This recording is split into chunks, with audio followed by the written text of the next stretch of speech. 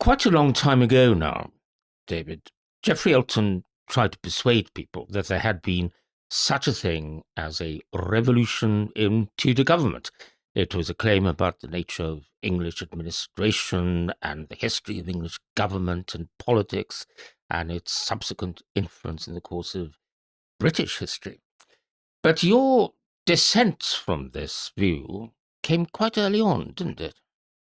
Yes, I mean, it comes really at the beginning, before I even started work with him. I'd been a member of his special subject seminar. I performed well at one memorable moment when I was able to persuade him that he had actually classified a document wrongly. I became quite good at this. I can't remember if it was a circular letter to sheriffs that was in fact a proclamation, or a proclamation that was a circular letter to sheriffs. I can't remember. But Geoffrey's utter look of shock. And I said, please, Professor Elton, I think you're wrong. And I suppose that became the kind of motto of my relationship with Geoffrey. Please, Professor Elton, I think you may be wrong. After that, I encountered him. I got my major state studentship. I was going to work under him. There was no real choice, remember. There were the two dominant figures in the Cambridge history faculty. There was Jack Plum, who was already absolutely infatuated with Simon Sharma. And there was, we may discuss that later. Oh, I do hope so, yeah. And by the way, there was a terrible game that we all played at this point, which was finding the right title for the autobiographies of our great teachers. Geoffrey Elton's was History and Hard Work, and Jack Plum's was Power and Impotence. Anyway. And going to parties with Princess Margaret. And going to parties. I'm not sure whether that displayed the power or the impotence, but there we are. As always, a nice combination of the two. Anyway, but I was going to do research under Geoffrey. And here again, I want to say something. I'm going to say lots of things, indeed have said some, which are not very favourable and not very nice about Geoffrey. Let's put one thing absolutely firmly on this nice table. Geoffrey treated his research students with a degree of respect, of friendship, of hospitality that I think was unique in Cambridge, and gave them a degree, and probably in Britain. And remember, the PhD is just being invented at this point. And he was heroic. And again, I'm sure the influence of the German seminars or whatever. He was very much in the German professorial tradition. Well, he wasn't. He'd reacted against it at this point. He was trying to make himself a Daily Express Englishman. I mean, the encounter took place that I'm describing now. It took place in his home. I never met him before. I was in Pretoria Road. At this point, it was a little tiny house in Pretoria Road. He was about to move into the grandeur of the great donnery of 30 Millington Road, paid for by the Tudor Revolution in government and Tudor England and all the rest of it. But the great word was, don't tell people in the pub when we're going there. They don't know I'm going to. In other words, he was presenting himself as a petty bourgeois. In fact, he was an academic superstar. Anyway, we settle down. We go to the pub. What are you going to have to drink? Double gin and tonic, please. Face fell. Vast pint came out. Anyway, he then settled down, and his face fell even further because he said to me, "Well, you're a bright boy, bright lad. I know what I've got for you. You're going to work on the Exchequer, aren't you?" No, Professor Elton. What I would like to do is work on the court. The court. I've shown the courts no significance. Sorry, Professor Elton. I don't believe you. I'd actually done as my second undergraduate essay, because again, I had an extraordinary experience going up to Cambridge. I was at Fitzwilliam, which then was barely a college, and one could argue is scarcely a college even now. But I was supervised by this dreadful woman, Helen Clover, next door at New Hall, which I think has been bribed into recalling itself Murray Edwards. Anyway, she was an expert on minor saints of the Middle Ages. Yes. But in those days, you had to teach simply to keep yourself going. You were paid so little. She wasn't a university lecturer. She was just a college fellow. So she was teaching Tudor history. At the end of the first class, she said to me, Can you imagine?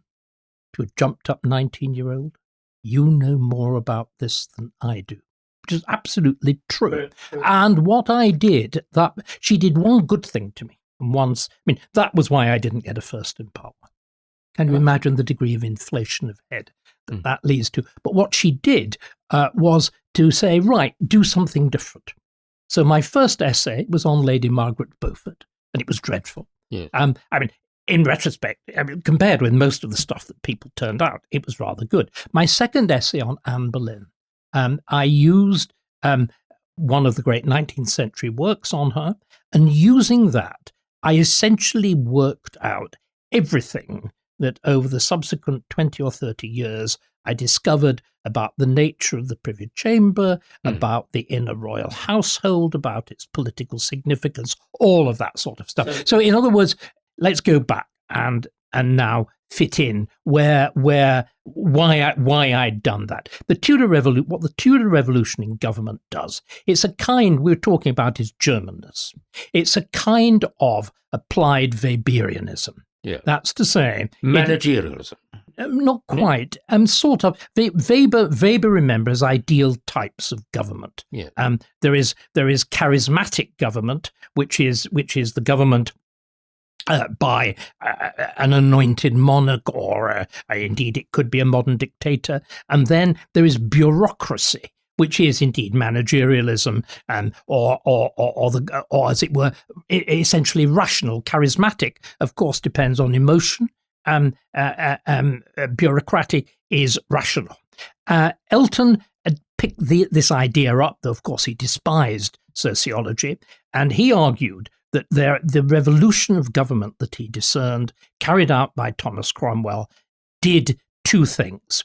It effectively removed the king from the centre of government, in other words, replacing charismatic monarchical with the rule of experts like Cromwell, and it created the institutions that underpinned that expert rule, like the council, like the secretaryship of state, all of that. So it heralds the arrival of the modern professional bureaucrat. Yes. That was its That's appeal. its core. Now, I already realised, well, first of all, anybody with a brain would have realised the thought that you diminish the power of the monarchy under Henry VIII was simply demented. This is the moment. Isn't it simple, as I pointed out? The moment at which Cromwell says to Henry, kind of, mate, shove over. We've got some decent professionals here. We don't need amateurs like you, is clearly the moment. I reckon it's 2 days before he's executed by a deliberately inexperienced executioner. So the idea was always silly. And I think what we ought to do again, but let's get some of the bigger things through. We will then explain why this obviously silly idea had such enormous success. Well, yes, I think that's very interesting. And is going to be a very, very interesting point. But let's just explore it all a bit more. So I got a sense that politically what he'd said was simply wrong, right? And then I did my... I managed to sit there and Geoffrey's staring me down, you will work, which was highly complimentary, because the Exchequer and the fate of the Exchequer lay at the centre of Geoffrey's argument. So he obviously thought I was capable of doing it. But I said, no, I want to work on the court. So what he said to me was really interesting. You've got a fortnight to prove it's worthwhile. And I was so lucky that I'd done that first essay. And all I could do effectively was to go straight back to it. And I wrote a paper which effectively reworked that first essay and demonstrated that the fall of Anne Boleyn involved an intense structure of faction politics, not simply within the council, not simply with Cromwell, but actually within the Privy Chamber, because all the men who were executed with her belonged to the inmost department of the royal household. Fine. So it's the power of personality. It's a power of personality and so on. So all of that I understood. I then went and I researched that, as one does, over the next 3 years. And I did intense work on their artistic patronage, the patterns of political and religious affiliation and all the rest of it. What I didn't do, and this is really interesting, I didn't look at the key claims of Geoffrey that in this period, there was this sudden retreat, not simply of the king, but of the instruments of the royal household from the so-called government of the state. I didn't look at that at all. I didn't look at the court in an institutional way at all. I, of course, had a basic understanding of it. And here again, it's very important that people grasp this. If you want to describe power in Washington, what do? You talk about the White House, and you talk about the West Wing, and you talk about the Oval Office. You talk about places. It's really the architecture. It's of power, the architecture. And I had a very remarkable encounter. I've described my encounter with Geoffrey Elton when, after I'd left Cambridge and I went up to London, I encountered this very remarkable man, Hugh Murray Bailey, who had done work on the distribution of power within royal palaces and shown how the actual architecture conditioned the power structure of the court and also the overall nature of monarchy. He'd set out to show that not all royal palaces were like Versailles. And he demonstrated, very interestingly, Versailles and the English court, that's to say, let's say Versailles and Hampton Court, are arranged on two different principles. Versailles is arranged according to time. Rooms are public and private, depending on the time of day. We all know the business of the lever and the coucher. The moment the king goes to bed, the court retreats from the bedchamber. With each bit of clothing that comes off, one set of courtiers comes out, and leaving only the very most favourite, and indeed the mistresses, when he's undressed and tucked up into bed.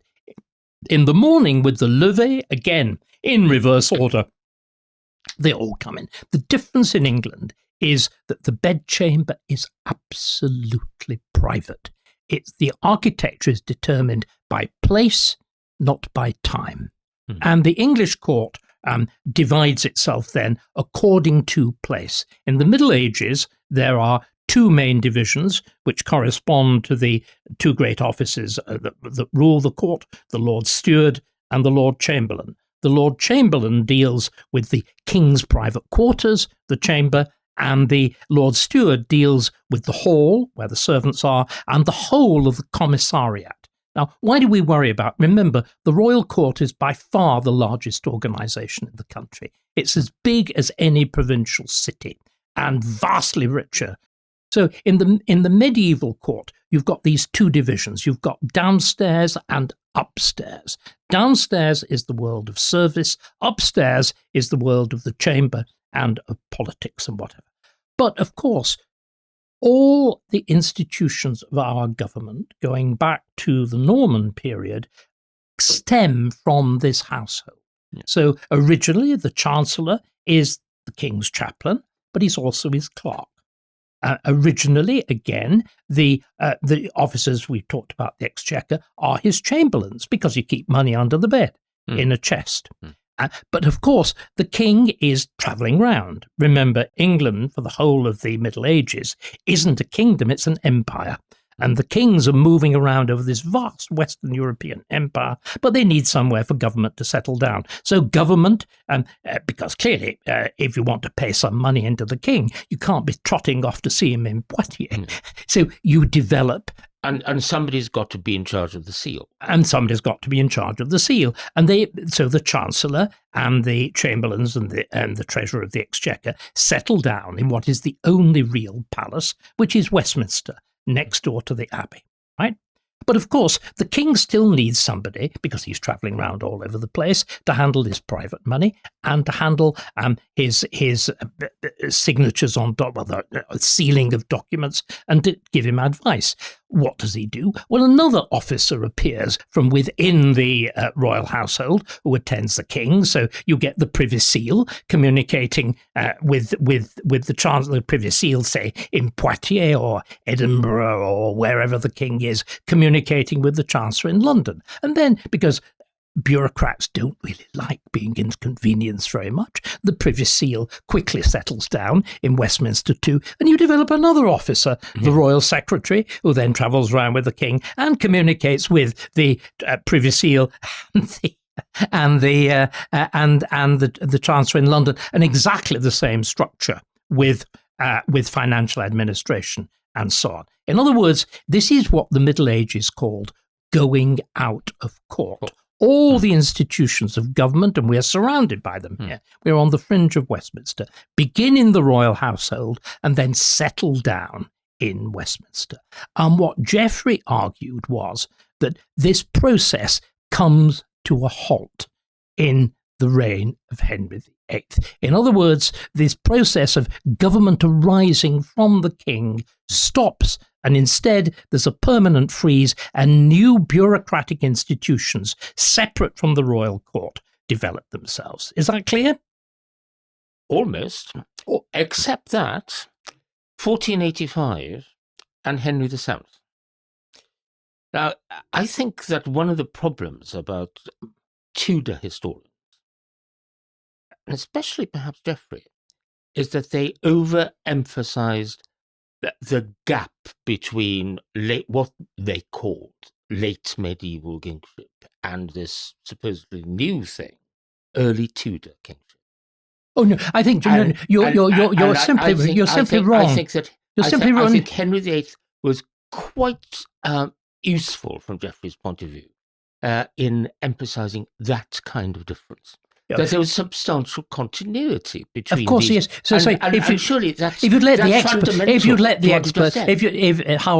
expert get in, Geoffrey, on the other hand, completely accepted that. Geoffrey,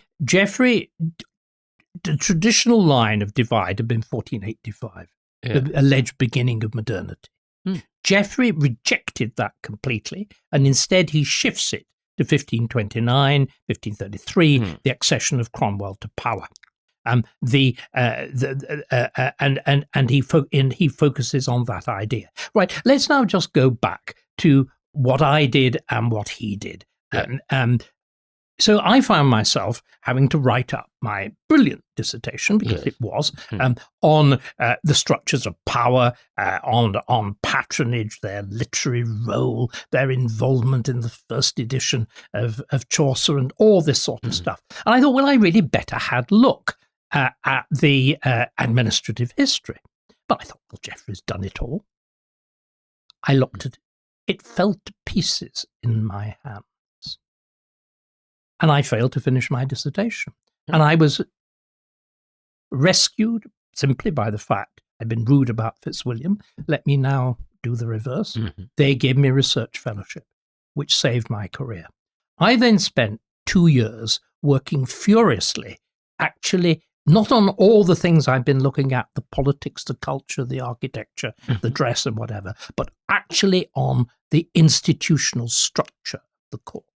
And what became clear was Geoffrey had got it completely and absolutely wrong, and about as wrong as you can possibly get it. What I was able to show was that if you looked at where the business of government was going on, exactly the same process of going out of court had happened under the early Tudors as had happened throughout the Middle Ages. What had happened was, again, under Henry VII, interestingly enough, a crucial division had happened. Instead of just the chamber and the household and the hall, you'd actually got a new private division. Again, there's this very big change in the later Middle Ages, in which the big general purpose rooms of the Middle Ages give way to much small. There's a notion of privacy, if you like. And the king had developed a new private apartment called the Privy Chamber. I think much of it is to do with all the threats against Henry VII. Remember, because he is himself a usurper, he's confronted perpetually by usurpation, and the threats even go to the heart of his household. There's one extraordinary episode in which the treason reaches to his Lord Steward and his Lord Chamberlain. So, there's a sense of profound threat threat. And so he retreats further and further and further. And you set up this new third department of the royal household, the Privy Chamber, those that directly surround the king, the inner staff of Downing Street, the West Wing of the White House. And what I was then able to do was to show that these people were not simply intimates. They weren't simply close body servants, and how close body servants is very exciting, because you'd had the Lord Chamberlain as the head of the chamber, the Lord Steward as the head of the household below stairs. The head of the Privy Chamber was called the Groom of the Stool, and he is responsible for wiping the royal bottom. It's quite an extraordinary story. The Victorians, of course, still roughly had the office, but couldn't possibly admit what it was. So it's reinvented as the Groom of the Stole, and you even invent a bit of coronation regalia for him to cart around. It's complete nonsense story. But he actually is responsible for wiping the royal bottom. So it's this intensity of personal service with all the power that goes with that. But he does something else as well. He controls, as I discovered, everything that Geoffrey said had gone away. He controls a new royal slush fund, two of them, in fact, the privy coffers and the privy purse. One is a kind of current account, and the other is a sort of deposit account, where you put, for example, in the 1530s, the privy coffers, the bulk of the yield of the vast quantities of both taxation and money confiscated from the monasteries goes straight out of the exchequer, straight out of augmentations, into chests. Literally, it's so primitive. Chests of gold, which are kept behind the king's bedchamber. There's a private treasury. The Groom of the Stool also controls, much more than the secretary, the application of the king's signature. So astonishing. That was what I discovered in my dissertation. Now you can imagine that fundamentally undercut the entire argument. Bit of a problem for Geoffrey. A bit of a problem. What we did, we had a kind of truce. It's really interesting. He recognized it was a very good piece of work. In his second textbook, I think it's called Reform and Reformation, he tries to accommodate it. You can see it's very uncomfortable. I deliberately, in my dissertation, pulled back. I had then this we're going to tell you a lot in this. I then had this extraordinary encounter with one of my examiners. I was examined by Margaret Bowker and Jack Scarisbrick. Scarisbrick was completely useless. I've never encountered a worse examiner. And massively distinguished biographer. Well, I mean, not in this kind of area. Professor of history at Warwick. No, not in this. Much loved historian. His comments were fatuous. He completely misunderstood the role of the French pension. We've had far too much detail, so we won't go into it. And his only substantial comments was to regret the fact that I hadn't put sufficient full stops after abbreviations, and I exaggerate not. Margaret Bowker was Geoffrey's great opponent within the faculty at Cambridge, a serious medievalist, and all the criticisms of this idea of some gigantic change in the 1530s came from medievalists, right? Didn't she do a lot of work on Lincoln? She was at the Diocese of Lincoln. She was essentially an ecclesiastical historian and a passionate Catholic. And there's a famous moment on television where she is dying of cancer and embraces the cross, and God took one look at her and made her live forever. But she was a brilliant examiner, and she invited me to drinks afterwards and offered me a deal. She said, "You've lied, haven't you, about my conclusion?" I said, "Yes." She said, "If you go explicit in how far you've undercut Elton, I am in touch with Joel Hurstfield in London, the Astor professor. He will back you for any job, and we'll get Elton." Do you know what I said? I am loyal to Geoffrey. I won't do that. And I then went and told Geoffrey. What a fool I was. That was the nature of our relationship at that point. I then went on And I developed these ideas, and I particularly started to look at what he'd regarded as being the two key things: the office of secretary and the council. And the result was I was able to show something very striking. Geoffrey had seen the Privy Council and the secretary as the core of this new bureaucracy, he thought, completely separate from the king and all the rest of it. I was able to show that the secretary, not so much Cromwell, because he was really a first minister, but when the office is revived after Cromwell's fall, with people like Sadler and Wriothesley, where does the secretary actually live? Well, he lives next door to the king. His rooms are directly next to the king's, for the very good reason that he's actually the king's secretary. And there's a most wonderful moment when Paget becomes the king's secretary, and he writes to the groom of the stool, the head of the Privy Chamber, who controls lodging in this area of the court, and says, "I'm terribly sorry, my rooms are completely inadequate." Yes, sort of is the reply. Everybody says that. And then he says, "Well, I do need room for a table."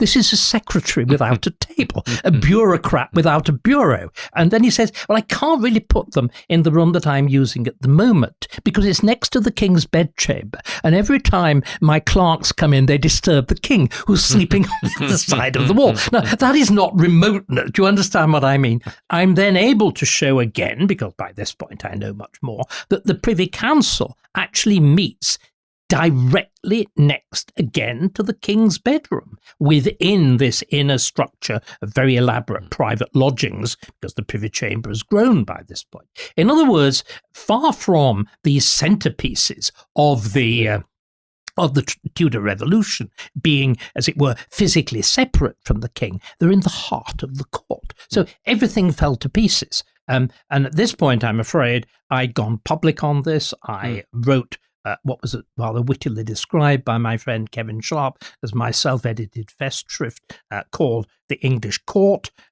We'd also done a volume which was called Revolution Reassessed, with my former undergraduate student, Chris Coleman, and another student. He was another research student of Geoffrey Elton's, in which we'd raised all kinds of big questions about the Tudor Revolution. So relations become more and more hostile at that point, I'm afraid, and really, very sadly, break down in direct confrontation when Geoffrey did easily confused. Not at all. Geoffrey was the emanation of Thomas Cromwell. Again, there's a wonderful photograph of Geoffrey when he was a soldier in the Second World War. He finishes up as Sergeant Interrogator. As a Grand Inquisitor. He had done, I am sure, what Cromwell did, because standing behind him, there's a great thug of a policeman, and you did not want to see. Did he have the moustache at that stage? Absolutely. Look, at this point, he's in, where are we now? He's in, when I first meet him, his early 40s. He did not change at all. Bald, completely bald, very thick set, very powerfully, very short. Big and a beer-drinking Englishman, and a bit well in his middle years, sort of by that point. So here we are. What I've done as a young man is to damage and destroy, and at which point, Geoffrey, all that kindness, all that Englishness goes, and he becomes a vengeful German, and he writes a shatteringly harsh review of the English court, attacking not only me, but the much younger historians who'd also written for it. He attacks me on grounds of having got my sources wrong. And I remember he carefully timed it so that it would land for Christmas. I was flying to America, and I remember sitting at Heathrow thinking, what have I? In America, I was fortunately able to check in the wonderful Victorian calendars. And what had happened, Geoffrey's eyesight was beginning to go at this point.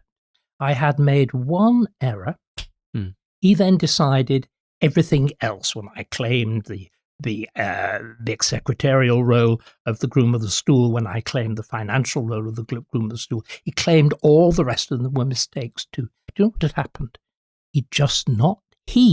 Geoffrey Elton, the great documentary historian, had not read the whole text. Every single claim, apart from one, that I got my facts wrong, was wrong. It was just like going back. You can imagine what I felt. It was just like going back to that first encounter when I was an undergraduate, and I'd said to Geoffrey, I think you're wrong. He was now categorically wrong. Very unusually, and against the normal practice of the historical journal, where it had actually appeared, the editor, John Morrell, gave me permission to write a reply to the review, in which all the things which I hadn't done when I was given that effective bribe, it was an academic bribe, by Margaret Bowker, I did. I went absolutely straight on, and I demonstrated, as my dissertation really did, but by this point it's absolutely explicit, that his idea of the Tudor Revolution was simply unadulterated, preposterous rubbish that was not supported by the facts. Let's just now shift. Why on earth had it ever been accepted? Well, that's a very important historiographical. It's a very. We're going to come on to the bigger historiography in a moment about the profession and why, in so many areas, it became popular. Total doctrine. It became total doctrine. An unexamined belief. It became an unexamined truth. And again, Oxford hated Geoffrey. Yeah. Dominated by medieval history. And years afterwards, I was idly thumbing through a shelf of, rather tatty history books, and I came across the collected letters of K.B. Keith MacFarlane, and edited by Gerald Harris, his great student. Glanced at them. December 1953. There was this astonishing letter describing his response to the Tudor Revolution in government. He describes it as rubbish, vulgar, Americanized, Germanized, vile English, preposterous, barely literate, all that, on and on and on. And then there's this astonishing sentence. But it is going to sweep the board. Yeah. In a year's time, every scholarship boy at Dulwich and St. Paul's will have mentioned this and will sweep the board. Now, why did it work? Because, of course, it's the moment. This is the moment when English government bureaucratizes. Exactly. It's the moment at which it's a post-1945 world. Post-1945 world. It is perfectly... And there are more and more publicly funded historians. And more public... The whole thing, it absolutely works. It's totally perfect. Right. That's demolished Geoffrey. Now may I demolish myself? Carry on. And that's what in the last few years, I've decided to do. In other words, my first work, tacitly in my dissertation and explicitly in later work, demolished the idea of a Tudor revolution in government. I now think I am wrong. I think there was a Tudor revolution in government, but it was the complete opposite of what Geoffrey said it was. Look at what happens. Let's pull back from everything, as I said. Are we going to be talking about the reassertion of princely power? Yes. Think just for one moment what happens. We've been talking about this minutiae of what goes on about the king. Why does the reign of Henry VIII matters? It matters, of course, because of the divorce, of this extraordinary dramatic moment at which England becomes an empire, in which you repudiate the power of the papacy, in which you create an English church, in which you really invent a new rampant form of English nationalism and all the rest of it. And empire, imperium, power, we should point out, means self-enclosed. It doesn't mean so much. Doesn't mean having colonies. It means being enclosed. Not owing authority outside. Yes, it means autarkic. What it means is you are sufficient. And remember, this idea goes back further in English history. The first time that you actually start using full imperial rank actually is a reflection of the fact that you've acquired another kingdom. It's Henry V. Henry V is the first king, we think, to use the symbol of imperial power. Remember, there's only one emperor, which is the Holy Roman Emperor, going back to Charlemagne and whatever, and it's the mitre or the enclosed crown. The English kings of the Middle Ages wear an open crown. It's a bare circlet. What you then do is you put arches on it and surmount them with the famous cross, and it seems to be under Henry V again, that you alternate the cross pate for England and the fleur-de-lis of France in the bend. And you will see that if you go to the Abbey, you will actually see that crown on his magnificent tomb, the Henry V Chantry tomb, which encloses that great horseshoe of royal tombs around the tomb of Edward the Confessor. So what happens under Henry VIII then is this vast elevation of royal power. As the king declares himself the head of the English church, you sweep away the independence of the English church, which is why you demote so terribly Thomas Becket as a saint and all the rest of it. This vast, vast increase of royal authority. So what it then became clear to me was that the things that Cromwell had done, the enormous increase in the office of secretary, the vast increase in the authority of the council, these were real changes. But they also go along with something else, Howell. They go along with what is often regarded as the long cause of the Reformation. It's to do with increased literacy. It's to do with increased printing. This enormous growth in paper, this enormous growth in terms of the written record. And what Cromwell, master of all of this stuff, does is to create these newish institutions of government about the king, and they vastly, vastly strengthen royal authority, as of course does the Privy Chamber, as in other words, there's no conflict between these things at all. Thomas Cromwell himself is a master of the court. He actually finishes up with the highest court office of all, which he's reinvented, the office of the Lord Great Chamberlainship, along with the Earldom of Essex. So what happens under Cromwell and what happens under Henry is this vast, vast strengthening of the monarchy. Now, interestingly, it's symbolized in one very striking way. We talked about palaces. For the first time, you create a new royal palace in London. You create the huge new palace of Whitehall, which had originally been Cardinal Wolsey's York Place, and it's where it's straight. I mean, to give you an idea of its size, it takes over the whole of the area of the buildings of the Ministry of Defence, right down to the river and right over to Horse Guards. Horse Guards is, in fact, the jousting area of the palace. And all along St. James's Park at that side, you have what I call the Royal Playpen. You've got the tennis court, you've got the cockpit, most of them now within the back of the Treasury, we've seen, and round about Downing Street and so on. So you create a new royal palace in which the king, the Privy Chamber, the Privy Council, the Secretary, all of these things that enormously strengthen the personal authority of the king. And just next door to where we are now sitting. Just where we are sitting. But, how had Cromwell and Henry brought about these gigantic changes within the state, the English state? They hadn't done them. They hadn't done what President Trump is doing at the moment. They hadn't done it by royal proclamation. That's executive order. They hadn't done it like that. They'd done it how? They'd done it by Act of Parliament. Because again, one of the things we forget is strong kings love parliaments. Yeah. It's only weak kings who can't handle them. Strong king, Edward I and Edward III are the ones who developed parliament to raise taxes for their wars in France and Wales and Scotland. And this is the great Stuart weakness. Yeah, but let's deal with it. I'm jumping too far ahead. You are, because we're going to deal with that in a moment. Yeah. So what you do is Cromwell enormously and Henry enormously strengthen the activity of Parliament. Where is Parliament? Parliament is in the old royal palace of Westminster, which had burned out at the beginning, the private bit of which had burned out at the beginning of the reign of Henry VIII and is never lived in again. But what continues in the Great Hall in the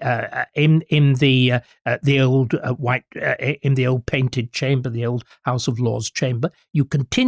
Parliament continues to meet in the old palace. Even more interestingly, all the older institutions of government, which of course still continue, like the Chancery, like the Exchequer, and the new administrative institutions Cromwell creates for finance, like the Court of Augmentations, they all continue meeting in the old palace. So you've now got two royal palaces adjacent to each other. Isn't there a Court of Wards? The Court of Wards goes there. They all go into what we call the Palace of Westminster. In other words, what is now we call vulgarly the Houses of Parliament. They're all there. So you've got two royal palaces, one where the king actually lives, and the other, well, all the institutions there act in his name.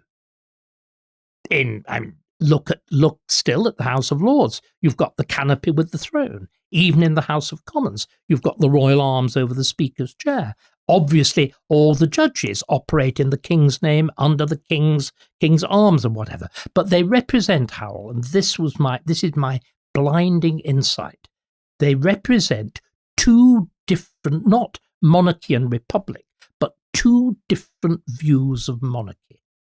In Whitehall, the palace where the king lives, with Cromwell's things, Henry's things, the Privy Chamber, the Privy Council, the Secretary of State. Who runs it? What runs it? The king or the queen and her will. This is the monarch as the driving will. What we're seeing in America with Trump. What is in Westminster? Government, in other words, government by the king in Whitehall. In Westminster, government under the king. Yeah. There you've got the idea of the king not as the will of government, but the representative figure of legal order and proper procedure. And what I would argue is that what you do then is to create a tremendous tension between those two different views of monarchy, because the broad thrust of English medieval government had been to government under the king. And monarchs like Richard II, especially if they're not militarily successful, who push the government by the king, the assertion of royal will, the great Shakespeare again obviously gets it absolutely right. Yes. That the petulant arrogance but again, the shining, brilliant language and so on of Richard II in that play. What I think a kind of impotence there as well. Well, there's power and impotence again, except that Jack Plum didn't write about it. You get this incredible tension between these two different views of monarchy, and what all English history is about from that point onwards is the resolution of that tension. So the Civil War is not, as the absurd version of it thinks, it's not a struggle between monarchy and republicanism. It's a struggle. You only become a republic by accident, and is the very, very last thing you want to do. It's a struggle between two different kinds of monarchy. One government under the king, the other government by the king. And the failure of monarchy to manage Parliament is really the Stuart disaster. What happens, I think, is that the Stuarts genuinely believe only in government by the king. The old views of James, again, historians like Conrad Russell, deeply though I was attached to him, simply get it wrong. The Stuarts really did believe in absolutism. And there's another point which is really important to remember. They believe in good government. Once again, you see, we've got a completely wrong model of how English government develops. The parliamentary government is seen as somehow progressive. It's not. It's primitive. Why do we have a parliamentary building which is deliberately, when it burns down in 1834, why do you rebuild it to look medieval? Because Parliament is a medieval institution. In the 17th century, the contemporaries of the Stuarts, the Bourbons in France, are modernising. They're sweeping away these boring representative institutions. They just get in the way. The unique thing about England is that Parliament is able to preserve itself. So we need to see the Civil War in completely the opposite way. It's a backward-looking move. Well, the revolutionaries in the Civil War are the king, are the royalists. Yes. And the backward-looking, the conservative, is broadly speaking Parliament, which is why so many of the people who had led the resistance to Charles in the 1530s, like Edward Hyde, come back in 1660 with the Restoration as leading royal ministers. Again, I mean, we can now see that the whole Cromwell experiment is simply a failed experiment. It cannot establish legitimacy. Why is it brought back? It's brought back for fundamentally conservative reasons. You do not know what the powers of a Lord Protector are. He's got absolute power. It's a military dictatorship. You bring back the monarchy because everybody knew what the powers of a monarch was, and it was limited under law. So you have the Restoration, the Restoration of 1660, but the problem is it restores simply the same problem, that it's unclear. Is government directly the king's responsibility, or is it to be negotiated with Parliament? Even the Glorious Revolution doesn't settle it. It obviously throws a lot of power into the hands of Parliament, but it's only accepted by William III, whom you bring in because he wants the English Parliament to supply money for war against Louis XIV. In other words, I've even got now how the struggle ends. It is the creation, and we've not understood at all its serious importance, the creation of the office of Prime Minister. It's 1720. It's the emergence of Robert Walpole. And again, we don't really understand the office of Prime Minister properly. The office of Prime Minister is Janus-like. It's a double face. It manages Parliament on behalf of the king using patronage, which is why when people complain about modern prime ministers creating every stupid backbench, loading them with damehoods and knighthoods and peerages and whatever, it's just continuing an ancient tradition. But its powers as an office, undefined. Well, indeed. But so what you do is you use the premiership manages Parliament on behalf of the king. It makes Parliament manageable. And on the other hand, it manages the king on behalf of Parliament. And that's to say, it gives a parliamentary majority the ability to control the king and deploy the royal prerogative. So you see, I think we've now got a new model of English history. It's a deeply conservative model, which we... It sounds to me, not putting words in your mouth there, as if it might be a kind of reformulated Whiggery. No, because it's the opposite. Whiggery is teleological. I'm arguing that this is fundamentally conservative. It's the precise opposite. No, it's the precise opposite. That whereas to solve these kind of questions, eventually in continental countries, you usually get rid of monarchies. We were able to keep monarchy whilst depriving it of the things that were contentious and keeping the things that were useful, like its dignity, like its sense of history, like its draping, that wonderful phrase of Edmund Burke, draping the brutalities of life with concealing fabric of making it all acceptable. So I think once we again understand what happens in that period of the early 16th century, with that vast turmoil of the Reformation, of printing, of nationalism and all the rest of it, we can see, but again, I don't want to sound too Germanic or too Eltonian, it's almost Hegelian. When you get this struggle. Bit of teleology going on. Yes, there, you David. get. Well, yes, sort of. Maybe I'll then withdraw the word Hegelian. But you I withdraw the word.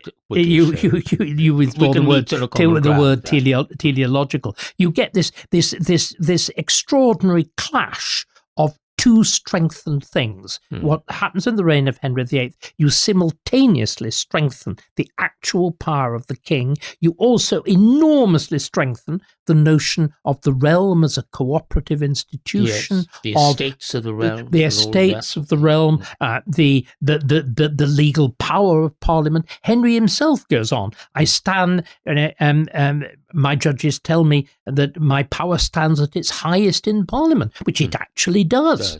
The king in Parliament is the final power in England. And I think once you get this sense, the clashes of the 17th century, the tensions of Elizabeth's reign, all become vastly more intelligible. And once again, Howell, it expresses itself in architecture. The first time that you actually build separate governmental buildings is when? Separate governmental buildings in Whitehall. Oh, much later in the 18th century. Sure. Yes. What happens is, and the story is wonderful, isn't it? What happens in the reign of William III?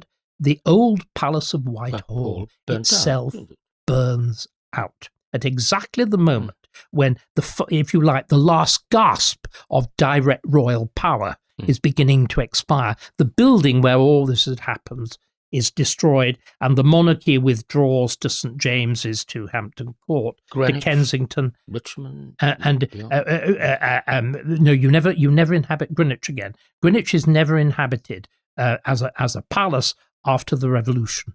Never in the old Palace of Greenwich is completely destroyed during the Civil War. Charles was experimenting with building a palace, but it never gets very far. And what you do instead, under William and Mary, you develop the Royal Hospital, the Royal Naval Hospital. And indeed, if you want to get a sense of the new orientation of monarchy, a monarchy based on science, based on enlightenment, based on Newton, based on exploration, go into the great painted hall of Greenwich, and Thornhill's magnificent ceiling is all about that. It's how the art, science, merchandise, navigation all lend to the power of a new imperial England, shown by the triumph of William III over Louis XIV. And isn't that where we have the dual staircase as well? The his and her staircase? No, for William and for Mary. No. All royal palaces have that, because there's a king's side and the queen's side. No, there's nothing. Isn't that a novel feature of the? No, absolutely not. In all royal palaces, there's not only separate staircases, there are completely separate living quarters. You've got a queen's bedchamber, privy chamber, withdrawing chamber, dining chamber, a king's bedchamber, privy chamber, withdrawing chamber. Not to be made about sovereignty then. Well, curiously enough, actually, Howell, no, the largest apartments are the Queen's, because the entertainment takes part. The Queen is hostess. Takes place there. But the important thing is, with the destruction of Whitehall by fire, the wonderful phrase of Saint-Simon, the largest and the ugliest palace in the world. It was even bigger than Versailles. This vast, sprawling, dressed up, half-timbered structure goes up with, I'm afraid, Holbein's wonderful portrait of Henry VIII and his wife, Jane Seymour, and Henry VIII and Henry VII and Elizabeth of York. That all goes up because it's painted on the wall. What happens from 1720? You start to build the first new buildings of the new governmental departments, quite separate. The Treasury, the Horse Guards, the Privy Council office, and above all, the gift at the end of the 1720s to Robert Walpole by George II of what? Downing Street. And the front of Downing Street is the modest little thing, but what we forget, the back is a genuine town palace. Yes. And what I would say is, the way we need to understand that is, there is a second monarch in England. Just like the Japanese, who've got up to the Meiji Restoration, you've got the emperor, the Mikado, and the shogun, the two separate capitals of the emperor, the mystical emperor in Kyoto, and the shogun in Tokyo. So in England, you've got two monarchs. You've got the king and you've got the prime minister. And the prime minister exercises the real powers of monarch, as Keir Starmer, who invariably refers to it as my government. My government. He yes, is so over and over again. he's so illiterate. He's not the only prime minister to have committed that sort of thing. Did Maggie? Surely not. No, she didn't. She was far too respectful, wasn't she? Yeah. So how do you? Isn't that my government sovereignty, reassertion of sovereignty? So with Starmer now, let's kind of forget all this stuff. Forget all this stuff. Yeah. I'd be quite interested to find out why you think actually Charles I got it so badly wrong with Laud. But where are we now with these big questions of sovereignty and institutional power, do you think, in relation to how Parliament works or does not work? I think what we've also got to recognise, if I posited a revolution in government that began, as Geoffrey said, in 1530s and doesn't fully play itself out for 2 centuries. I think what we can see is that from the 1720s to really Margaret Thatcher, there's a pretty continuous political pattern. Of course, there are moments of change. The broadening of the franchise in the 19th century, which itself leads directly, once you have the mass franchise after 1867, to the solidification of the party system, to the revision of Erskine May, to the bending of parliamentary procedure, so that it's very, very, very directly controlled by the Prime Minister and the ruling party and all the rest of it. But fundamentally, you can see it as developments within a single theme. I think now we need strong parties, strong political parties, strong parties, dispersing patronage. It was strong, and controlling power. I mean, the reason for that is the new mass franchise.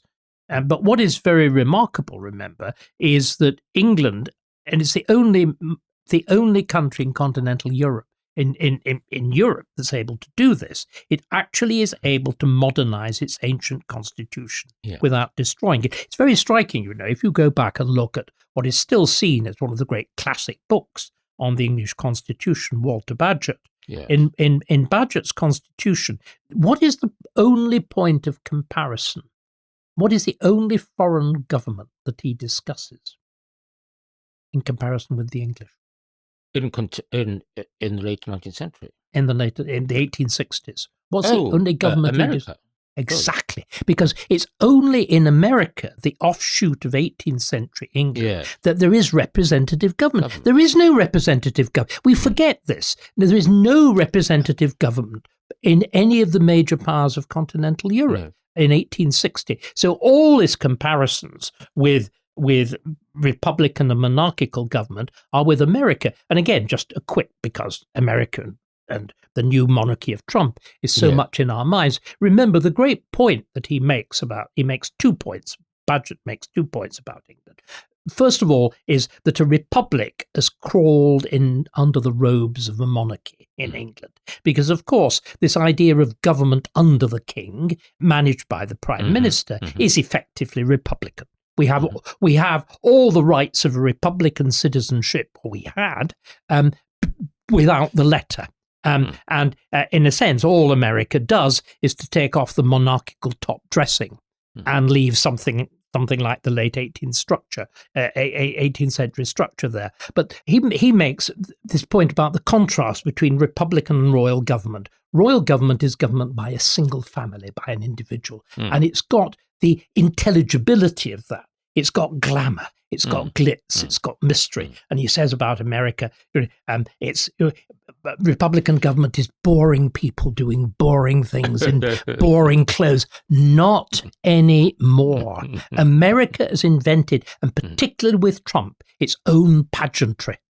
Its own family. And I think, in fact, we do need more and more to realize that America is the direct lineal descendant of the great period of English history, which isn't the 19th century; it's the 18th. Anyway, just parking that for one moment. It's 18th century America, and then there's it's rather boring but powerful Republican America of the second half of the 19th century. But but it's still boring. yes, It's still boring. I mean, Lincoln looks very boring. yes. Is very boring. Is boring like one of Elon Musk's machines. Yes, very effective. But right, and then poor Mrs. Lincoln, poor Mrs. Lincoln. But if we actually come now to the 21st century, this whole development that I've traced from 1720 through the great days of the 18th and the 19th and the early 20th century comes to a juddering halt in 1997. I think what we need to realize is Blair said he was going to give us a new country. He did give us a new country. A new country. A new country with a new Which constitution. would last for 1,000 years. And, do you remember that? Well, 1,000-year right, somebody else once said. But it's what he did is terrible. The entire nature of English government before 1997 was the idea of government by representation. It was the idea that you are bound by law because you've taken part in the making of law. In other words, it elevates the principle of representation, the fact I vote, that I choose an MP and my MP sits in Parliament. That's the basis of political obligation. What Blair does under the influence of Europe, under the influence of legal doctrine, under the influence of universal human rights and whatever, he says, no, we don't trust the people. We don't trust democracy. And you begin the process by which you diminish the power of Parliament in every direction you can. It's also a representation of groups and identities. Yes, but let's focus on what matters in 1997. From 1997 onwards, you distribute power to quangos, to the Bank of England, to English Nature, to the Climate Change Committee. You distribute power to, above all, to the law.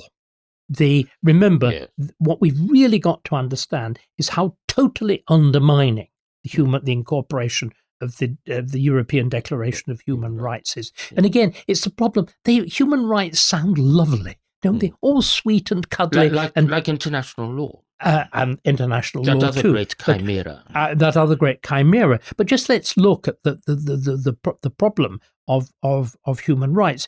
If there are European, or still worse, universal human rights, it means they don't derive their authority from us. They don't derive the authority from Britain or from the people, the British electorate. They sit above it. Yeah.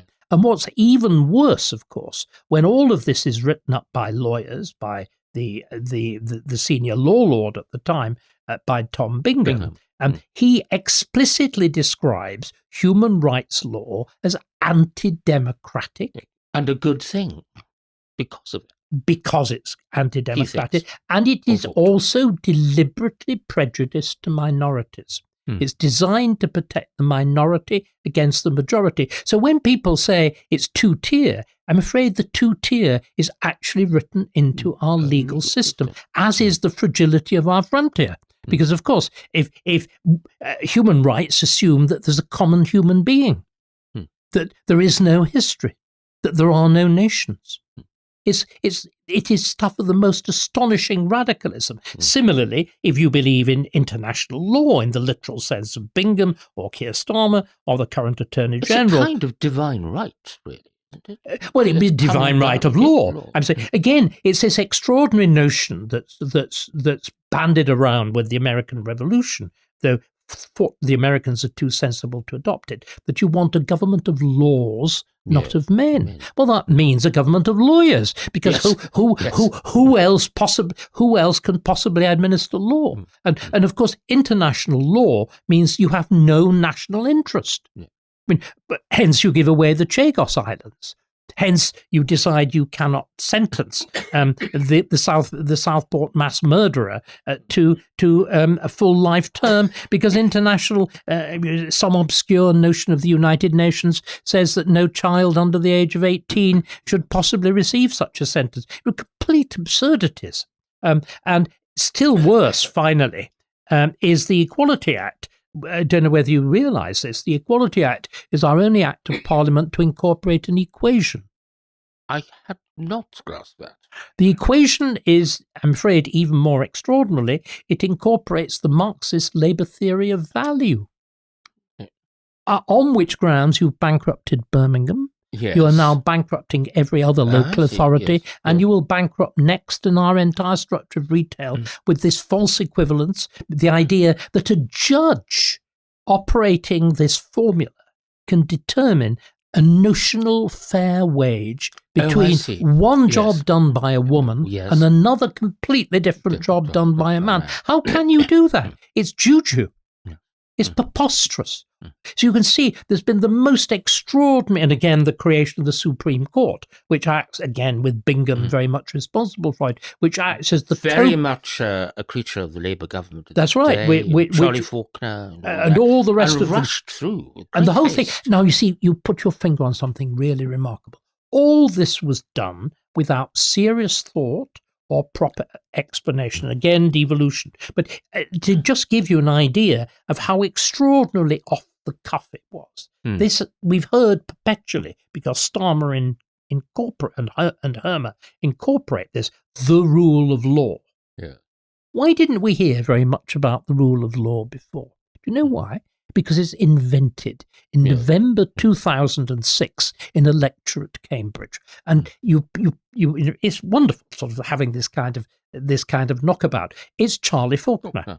What happens was they decide, because it challenges the doctrine of separation of powers, and the doctrine of separation of powers is a good thing. Of course, it's founded on the stupidity of Montesquieu, all bad ideas of French, and his complete misunderstanding. Who came to England and misunderstood what was going on. Misunderstood completely, barely spoke a word of English, and spent all his time with a mad group of people round Viscount Bolingbroke. It's no wonder he got the thing as completely and as absurdly wrong as it did. But on and how can you have a separation of powers when the legislative is controlled by the executive, which is what we have here? I mean, it's a ludicrous notion. Anyway, and by the way, it was all, but with a very special role for judges.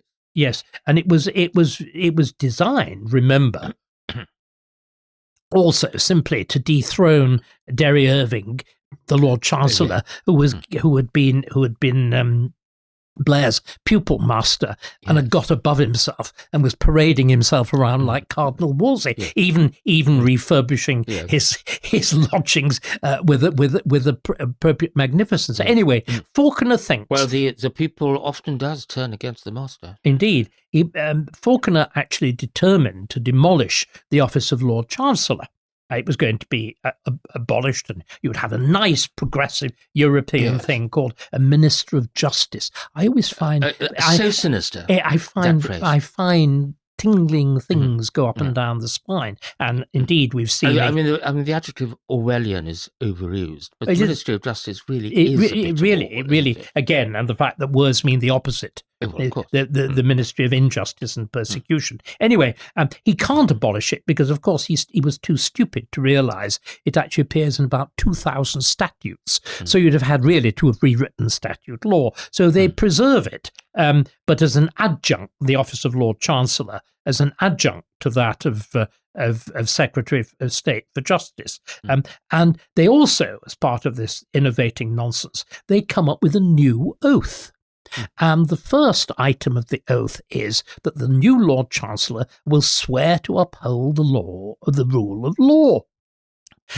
At which point everybody thinks, God, we don't know what the rule of law actually is. So by complete coincidence, wonderful story, by complete coincidence, Bingham happened to be delivering the Williams lectures at Cambridge. So he invents the rule of law. He discovers it has 8 points, as I've said. Why not? Why not 10? It gives an additional authority, like the commandments. 7 was good. Seven was good enough for God, to create the world in. But it's got 8 points. 5 of them are fine, and 3 of them are mad. It's one of them is the human rights law with the anti-democratic and bias to the minorities. The second is the full incorporation of international law. And the third is truly astonishing. It's the deduction from the notion of equality before the law, which indeed had always been one of the outstanding principles of English law. I mean, whereas in continental law, you had a legal system for a nobleman, a churchman, and a peasant. England, the only noble privilege in England was if you murdered, you were hanged with a silken rope rather than a hemp one. You know, that was the only actual legal privilege of nobility. Having been tried by your peers. Having been tried by you, indeed. But then everybody was tried by their peers. Yeah. It just happened to be a rather small bunch of peers, most of whom you knew and were your second cousins. And so, with any luck, they would let you off. But they did, by no means did they always do that. But from that notion of equality before the law, do you know what Bingham deduces? There's no difference between a native and a foreigner. Yeah. And you can see the whole of this catastrophe. In other words, everything that's gone wrong in Southport, everything that's gone wrong with the groomings gangs, you can see the whole, and again, as part of this gross overinflation of law and quangos, you can see why all the bits of the British state fight each other, why it's impossible to do anything, why you have back tunnels. And the devolutionary settlements is another catastrophe. Because, and again, you see, we lost. We haven't obviously had time to talk about the fact that we've lost a sense of what representation means. We've lost that completely. And again, the creation of professional MPs, it's a great problem with paying them, the notion that it's a job. Yes. The fact that we constantly shift. Like running your own company, but on the public purse. On the public purse. Again, the disaster of constantly shifting the boundaries of parliamentary constituencies in the name of evening up the population. People have no idea. That's an arithmetical. Yes, but it's the cuts across real geographical and cultural sense. And do you know what? It's exactly what Edmund Burke accuses the French of doing at the time of the Revolution, when they replaced the ancient boundaries of France, with the départements, which were deliberately designed to overthrow the traditional frontiers of France. And again, he actually uses the word you've done. He talks about arithmetical equality rather than respecting that flow of the countryside of history, of tradition. So we no longer have political parties in the traditional British sense that do the job of representation. I think that's absolutely right. And that is the really revolution, often overused, but it is a revolutionary element in our Constitution. I agree, but I think it goes on. I mean, the whole point about the parliamentary constitution was that the law was subordinate to Parliament. We're now in a position where it's entirely the other way around. And we now have a man who rules Parliament who is a lawyer. And the Starmer's astonishing lack of sympathy. And remember, there's something very important. The Prime Minister really matters. I use that phrase. He, or indeed she, is effectively a monarch. Yes. We expect them to embody certain monarchical capacity. They are a representative figure. They must, of course, they're creations of party, but if they're to be any good at their job, they've got to arise and go above party. Yes. This is somebody beneath party. This is somebody with no political skill whatever, who thinks that the solution to everything is a legal phrase or a legal formula. It's terrible. Wooden and terrible, and the origins of a great conflagration that may be discerned in front of us. David, marvellous to be in your company here today, the Erasmus Forum. Few people could do a disquisition as learned and eloquent, jumping over the centuries. I still think we haven't done justice to the poor old early Stuarts and why they got it all so very badly wrong. That can be another one. But I think you can come back next time for that. Thank you, David Starkey, very much indeed. A great pleasure.